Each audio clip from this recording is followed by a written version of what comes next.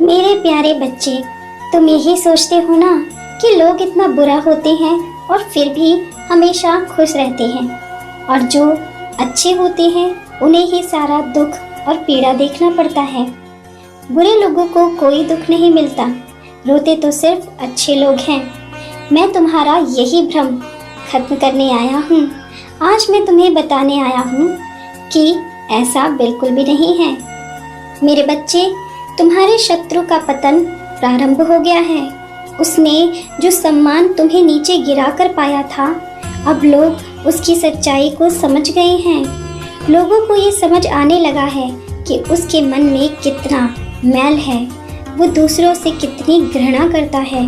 वो जो कुछ भी करता है सिर्फ दिखावे के लिए करता है।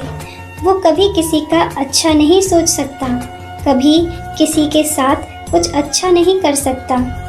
अब लोग उसका साथ छोड़ रहे हैं। जो एक वक्त पर उसने तुम्हारे साथ किया था, अब लोग उसके साथ कर रहे हैं।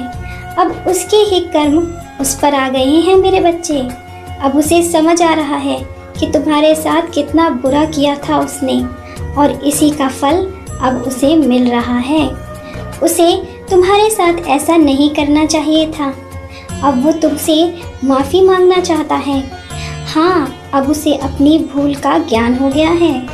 वो अपने कर्म पर शर्मिंदा है और उसे अपने किए पर पछतावा हो रहा है।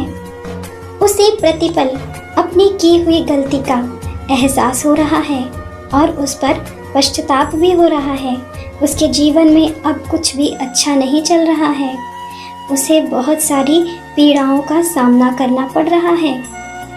उसका जीवन अब वैसा नहीं रहा जैसा पहले था। वो अपने हर गलत कर्म के लिए रो रहा है, पछता रहा है। काश उसने वो सब कुछ न किया होता। वो ये सोच रहा है अब अपने खुशहाल जीवन को उसने खुद ही खराब किया है अपने कर्मों से। अपनी जलन में अपने परिवार की खुशियाँ भी उसने छीन ली। मैंने उसे कई बार समझाने का प्रयत्न किया था, कई बार ऐसे संदेश दिए थे कि वो मेरी बातों को समझे और अपनी इस दुष्टता को भूल जाए, छोड़ दे। लेकिन मेरे संदेश को उसने सदैव ही अनदेखा किया। किंतु अब उसे अपनी गलतियों का बहुत पछतावा हो रहा है। जिस इंसान को उसने बार बार दुख दिया, वो मेरा सच्चा भक्त है, ये उसे शायद ज्ञात नहीं था। इसलिए वो इस तरह का कर्म करता रहा। किंतु अब वो अपने आप को संभाल नहीं पा रहा है। वो बहुत रो रहा है, बहुत पछता रहा है। लेकिन मेरे बच्चे, तुम्हें मैंने ये संदेश दिया है ताकि तुम्हारे मन को थोड़ी सी शांति मिले। लेकिन ये सुनकर तुम बिल्कुल भी घमंड मत करना।